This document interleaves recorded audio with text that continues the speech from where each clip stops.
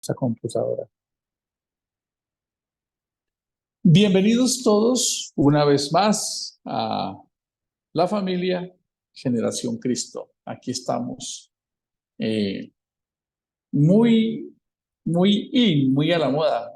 Generación X, los millennials, generación Alfa, y nosotros somos la Generación Cristo. ¿Y eso qué idea transmite? Es sencillo, que somos activistas de Cristo. Somos promotores de la filosofía de vida de Cristo, de su manual de instrucciones, de toda esta pedagogía de vida que nos enseña a llevar una vida recta. Recordemos algo que aprendimos aquí: la mejor forma de saber qué tan torcida es una línea es colocándola justo al lado de una derecha. Para nuestro caso, esa línea está enmarcada en Cristo y en la Escritura como una sola línea, y ahí comparamos nuestra vida. Y cuando nos paramos junto al modelo de Cristo y a las Escrituras, nos damos cuenta que estamos un poquito torciditos, que nos está haciendo falta algo, organizarnos en alguna forma para estar mejor. Y eso es el verdadero mensaje que Dios quiere para la humanidad. No es tan religioso como lastimosamente nos han enseñado. Desde que ustedes ven la creación, y quisiera que recordáramos esos términos que son importantes entenderlos cuando queremos transmitir el mensaje de Dios, y es los principios bíblicos, respetar los principios bíblicos, la coherencia bíblica. Imaginémonos a Dios que Él pudo haber pensado: voy a crear al hombre, pero lo voy a dejar como está el mundo, a que Él se defienda. Y nos hubiese tocado más difícil. Veamos a Dios como un empresario que, cuando tiene como objetivo principal colocar al hombre, él primero gesta toda una empresa de bienestar. ¿Cómo les parece? En resumen, él pensó en la economía social. Dios pensó en el bienestar humano. Él pensó en darnos suficiencia. Y cuando pensó en esto, quiere decir que él se hizo responsable de la humanidad y creó todo un sistema de riqueza. Sin embargo, con el tiempo nos fueron diciendo que eso era malo, que es mejor ser pobre pero honrado, y que el evangelio es para los pobres. Si eso hubiese sido así, Dios hubiese dejado al hombre puesto en un lugar muy pobre, pero no fue así.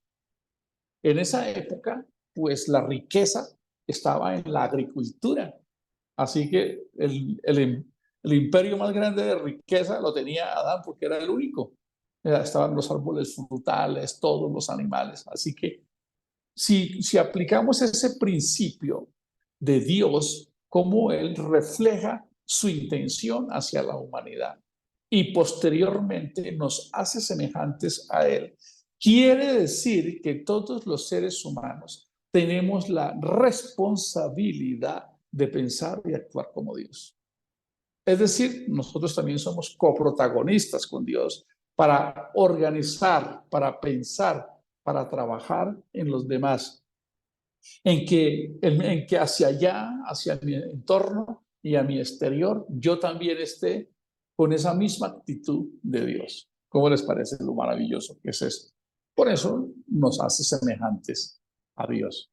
Y quizás a veces lo hemos subvalorado, no le damos el valor ni la importancia que eso significa. No conocer todos estos principios hace que la humanidad esté como está.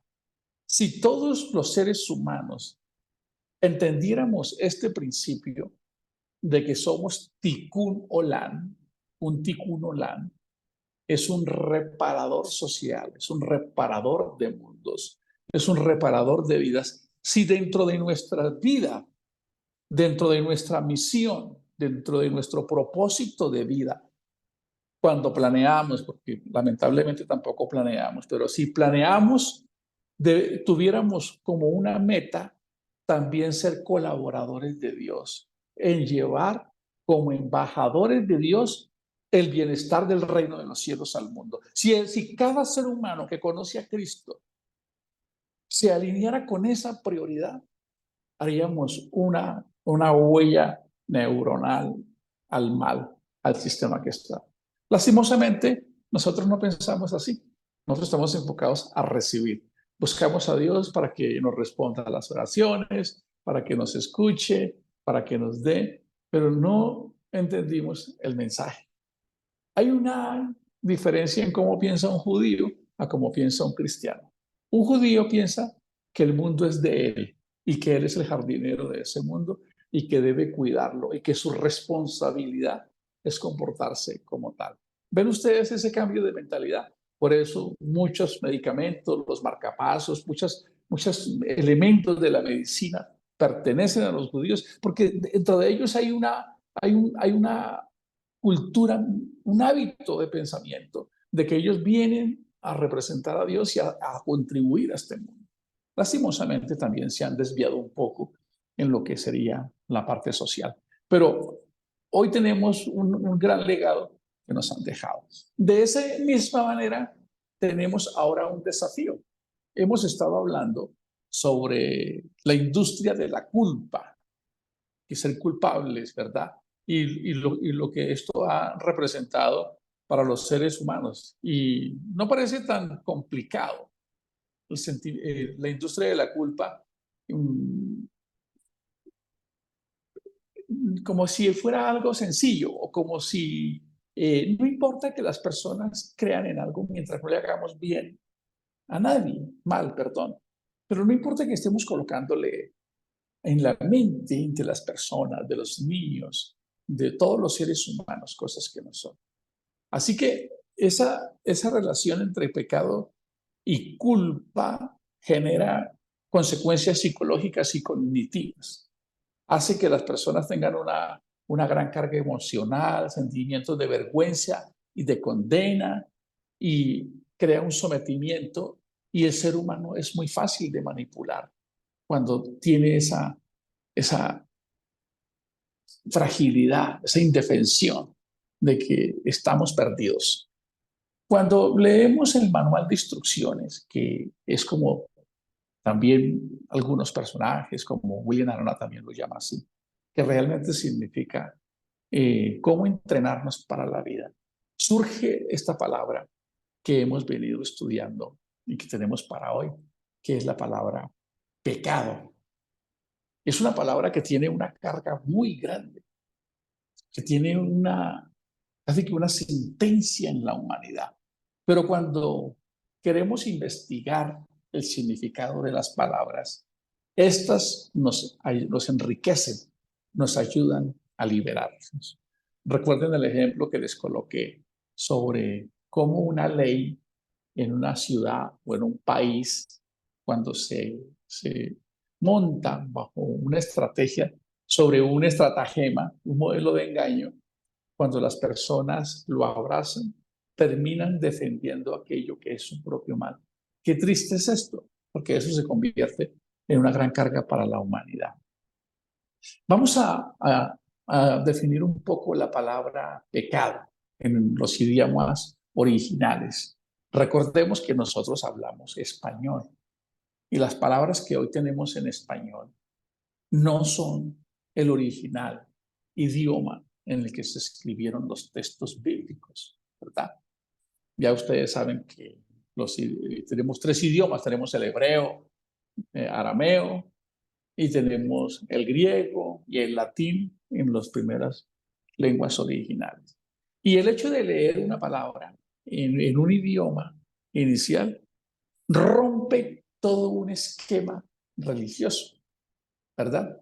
Y nos quita como lo sagrado. Entonces, como si dijéramos Espíritu Santo, ¿verdad? O si dijéramos bautismo en los originales. Por ejemplo, la palabra bautismo en el original significa sumergir.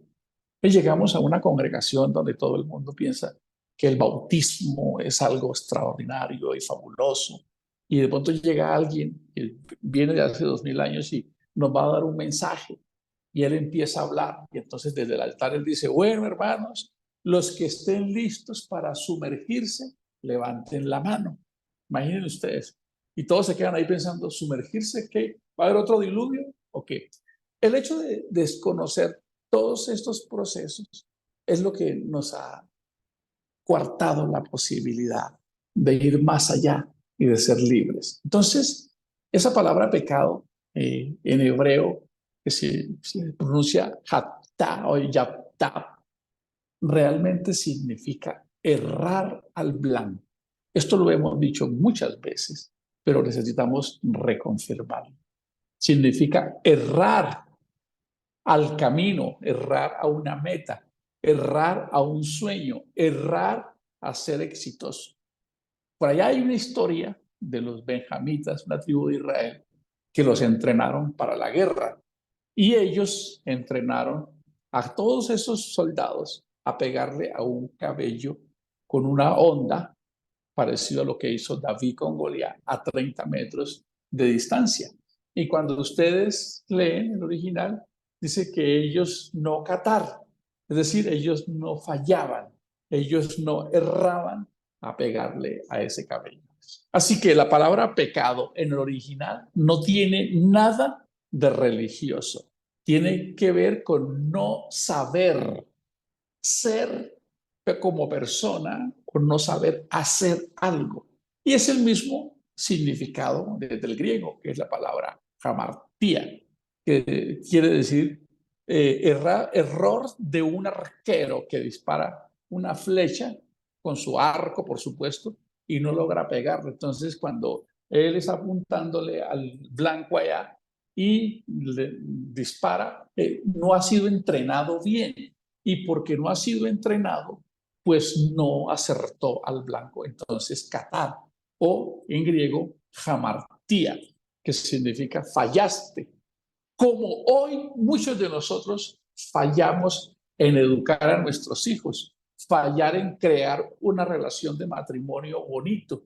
Incluso algunos ya se desbarataron. Pues es decir, que estamos en constante catar y en constante hamartía.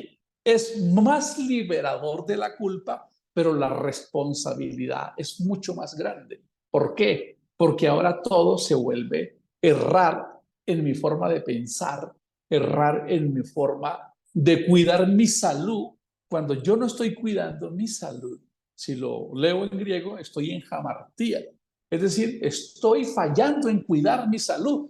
Entonces, a veces nos parece que sería más malo consumir una bebida u otra. Hace unos días compartí un video y vi un video de un médico que habla sobre el desayuno veneno.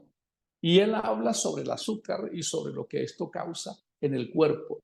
Y este médico dice que eso es el demonio, que ese es Satanás, porque destruye el cuerpo. Me causó curiosidad que este médico profesional que sale por los medios saliera a decir de esa manera. Él está queriendo decir lo mismo. Cada vez que comemos azúcar, hatá, ¿cómo les parece? Cada vez que comemos azúcar en griego, hamartía.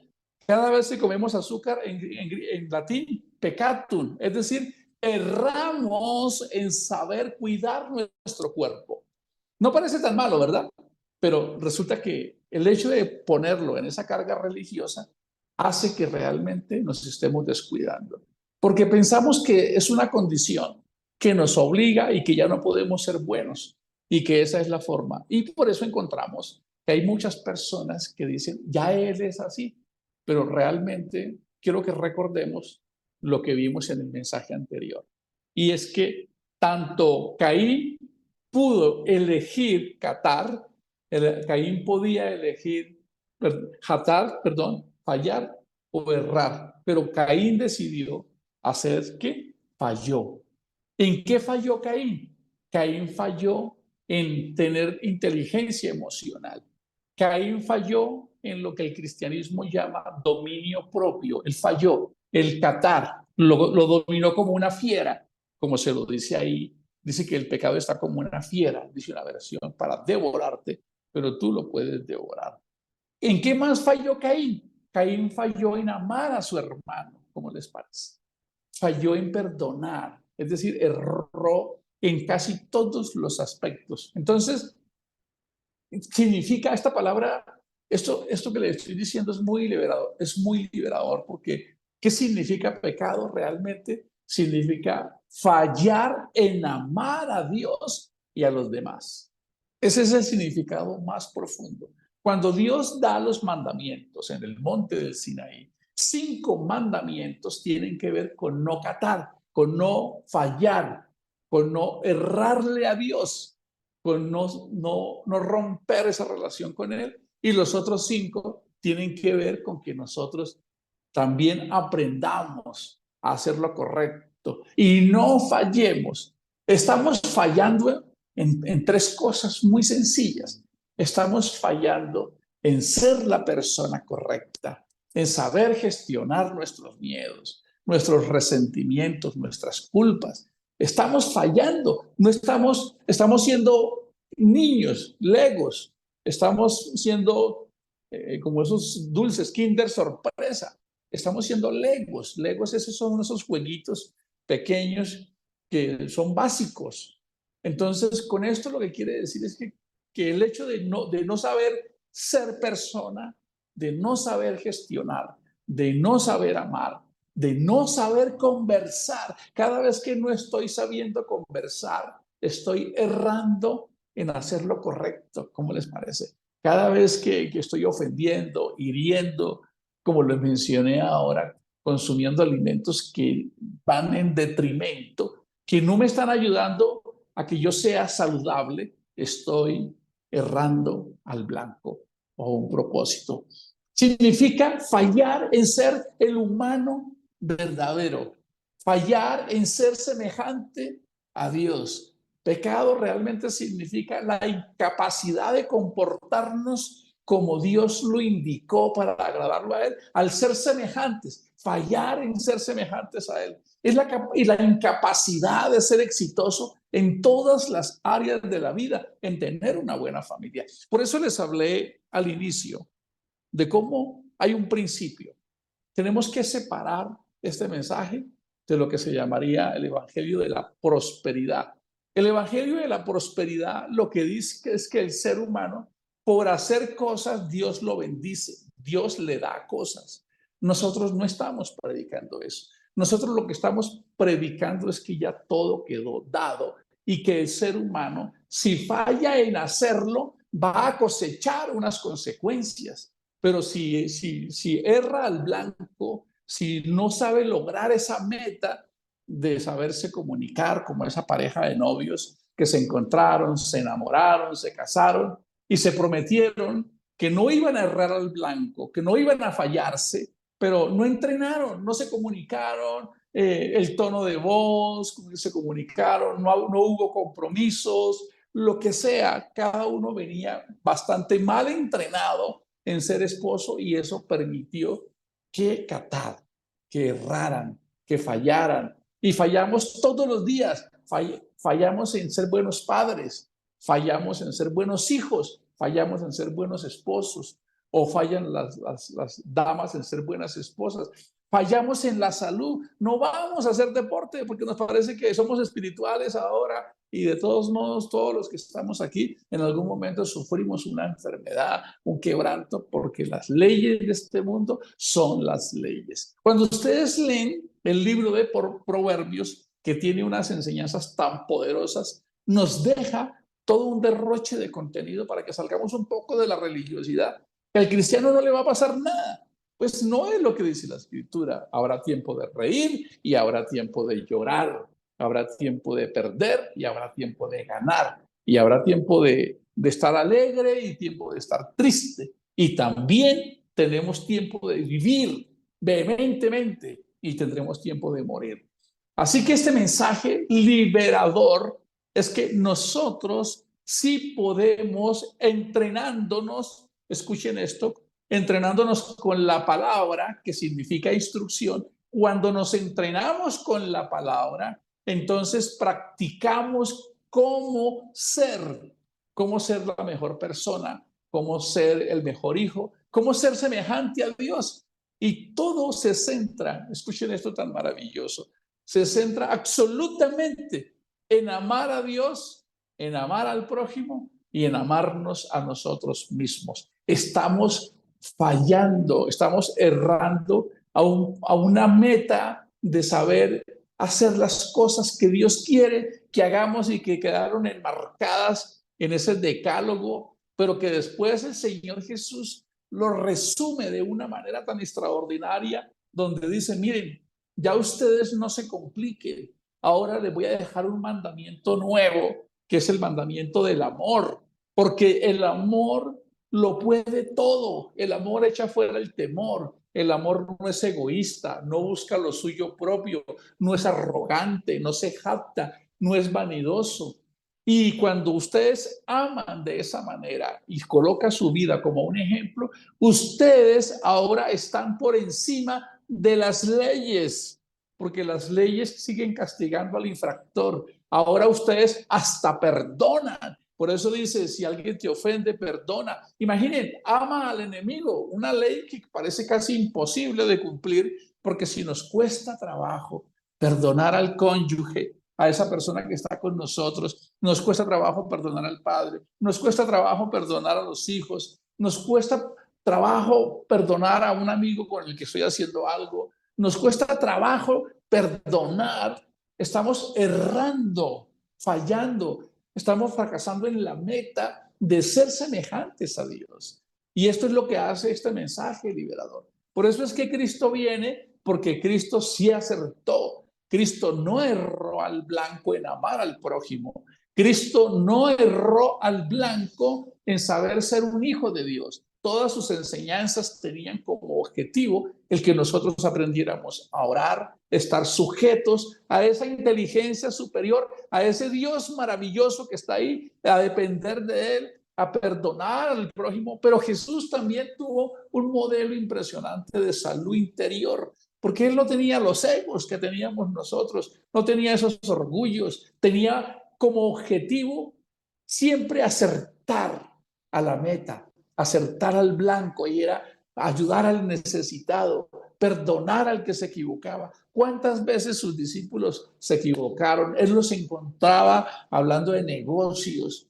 Jesús encontró a los discípulos 3 veces repartiéndose el reino. ¿Quién va a ser el principal? ¿Quién va a gobernar? A ellos no les interesaba lo que nosotros estamos pensando hoy. Ellos estaban pensando en quién iba a ser el más poderoso. Y eso Jesús lo sabía y se los encontraba. Pero sus palabras nunca estaban cargadas de sarcasmo, reclamo o crítica. Él entendía, él no fallaba en entender la naturaleza humana. Nosotros fallamos en entender al hijo que se equivoca. Nosotros fallamos en entender a la esposa que falla, al esposo, a todos, porque todos venimos en una colegiatura de aprendizaje constante. Así que hoy con este mensaje nos queda a nuestra disposición colocar nuestras vidas en un entrenamiento a través de su palabra para que ya nosotros no estemos fallando a la meta, no estemos errando al blanco, de saber ser como Dios, de ser semejantes a Dios, de aprender a pensar. Cuando yo pienso mal, yo estoy jacta. ¿Qué quiere decir yo? Estoy errando en pensar bien. Si yo juzgo a alguno de ustedes y digo, mira, fulano de tal siempre es así, allá, yo estoy pensando mal, es decir, estoy errando al blanco. Yo puedo pensar de manera diferente. Puedo decir, no, mira, es que Jenny estaba enfrentando desafíos, debe estar pasando por un momento difícil. No erré al blanco, pensé de la manera precisa. Cuando tengo un sentimiento que a veces me da envidia, que me da rabia, que me da culpa, que me da ego, una cantidad de cosas, yo puedo permitir jactar, yo puedo permitir errar en eso, o yo puedo simplemente sobreponerme, mirar hacia adentro y decir, Señor, no puedo pensar así, ayúdame a cambiar. Es decir, no puedo seguir errando al blanco con mis sentimientos. O cada vez que estoy hablando contigo y entonces, o tú con alguien, y entonces surge una palabra que a veces la decimos sueltamente, usted me falló, usted es esto, usted es aquello. Estamos errando en saber hablar bien. Estamos fallando en la meta de sabernos comunicar como hijos de Dios. Y en ese listado ya les mencioné lo que este médico decía. Incluso cuando no sabemos alimentarnos, note que no es que seamos, ahora somos más responsables. Ya no es que el pecado sea una imposición que me somete, es que yo puedo ahora decidir. Recuerden que cuando leímos el capítulo 2 de Génesis, cuando se creó el paraíso y todo esto maravilloso, las indicaciones dicen, no coman del árbol de la ciencia del bien. Escuchen, por favor. Primero está la ciencia del bien y después dice, del árbol de la ciencia del bien y del mal. Quiere decir que dentro de cada uno de nosotros también siempre va a estar la posibilidad de actuar con ciencia, con bien, con sabiduría. Podemos hacerlo, pero eso nos amerita entrenarnos, sacar tiempo disciplinado y esforzarnos. Debe haber un impulso del corazón, debe haber una intención que nos diga, no puedo seguir siendo indiferente conmigo mismo, no puedo dejar de seguir que me importen las cosas. Debe haber un esfuerzo, debemos impulsarnos. Ustedes ven al Señor Jesús cuando enfrentó todos estos desafíos del martirio. Los discípulos no querían ir a Jerusalén. No querían. Él le decía, es necesario que vaya a Jerusalén. Y él decía, no, no a Jerusalén, no, porque allá te van a capturar y allá te van a matar. Y allá en Isaías, en los capítulos 52, 53, que es una historia fantástica de cómo Cristo visualizó lo que él iba a lograr. Dice que él colocó su rostro como un pedernal. Escuchen esto. Dice que él colocó su rostro, afirmó su rostro como un pedernal. Es una poesía de una persona que quiere conscientemente ver el desafío que significa ser un buen esposo, el desafío que significa ser una buena esposa, un buen hijo. El cristianismo tiene que salirse de los lugares de culto. El cristianismo tiene que vivirse desde el momento en que estoy despierto, la forma que yo pienso, siento, me comunico y juzgo. Y esto que le estoy diciendo es maravilloso, porque así está establecido, en que nosotros podamos lograr eso, en que nos esforcemos en lograrlo, en que podamos proyectarnos, en que podemos con nuestras vidas realmente entrenarnos para eso. Y ese es el mensaje más liberador y más sencillo de lo que significa entrenémonos para ser semejante a Dios, para ser expertos en comunicarnos, para ser expertos en perdonar, para ser expertos en fallar. Cada vez que no escucho, catar, estoy pecando. Cada vez que me estoy desmandando con mi salud, también estoy catar, estoy pecando. No pecando desde el punto de vista de impureza, sino de ser un novato. Casi que somos novatos, somos ingenuos, somos arrastrados por los deseos. O sea, muchas veces en algo sencillo. Hoy no quiero comer, pero terminamos comiéndonos un chocorramo a las 11 de la noche con un vaso de leche y después bocadillo con queso. Y entonces queríamos no hacerlo, pero catar. Erramos en saber dominarnos, ¿cómo les parece? Hubo una conversación en la mañana con la esposa, mi amor, mira, tal cosa. Y entonces, pero ves que tú no vas a ir. No, pero es que tú no me acompañó, pero es que tú estás ocupado. Y entonces se hubo un disgusto, entonces volví a pecar. Es decir, no fui capaz, erré en saber dominarme, en saber comprender a esa persona. Esto es más liberador porque te hace consciente, pero también es una responsabilidad más grande con todas las áreas de nuestra vida. ¿Qué es lo maravilloso de esto? Que el hombre no comió del árbol de la vida en el paraíso, no comió del árbol de la vida. Pero para nosotros la palabra es el árbol de vida que nos alimenta y nos entrena. Este manual de instrucciones nos entrena para que yo no sea un novato en no saber manejar mis emociones. Recuerdan que Jesús dijo, aprendan de mí. Si yo hago esto, ustedes háganlo también, porque Él no erró al blanco. Él no falló en gestionar sus miedos, sus emociones, sus relaciones. Siempre nos dio un ejemplo. Y hoy Aunque muchos de nosotros somos protagonistas del culto. ¿Qué quiere decir? Que nos gusta participar de actividades de culto, ir a lugares de culto, cantar en lugares de culto, ser parte. Yo canto, yo soy músico, yo soy adorador, yo soy ujier, yo hago los devocionales, yo predico, yo hago todo eso. Eso apenas es una parte. Escuchen, eso apenas es una parte. El cristianismo tiene que ver con no errar en el día a día, en saber ser el que debo ser, que es ser semejante a Dios, el saber hacer y el saber pensar. Escuchen, cada vez que no pienso bien, estoy errando de la meta de pensar bien. Cada vez que me deprimo, que me lleno de resentimiento, de rabia, no estoy teniendo éxito en haber sabido manejar esa emoción. Cada vez que estoy hiriendo con sarcasmos y con palabras, no estoy teniendo éxito en comunicarme y en utilizar las palabras para construir. Incluso cuando los seres humanos no organizamos nuestra vida, no tenemos claridad, no sabemos para dónde vamos, no tenemos a veces sueños o metas, no sabemos qué hacer en el día a día.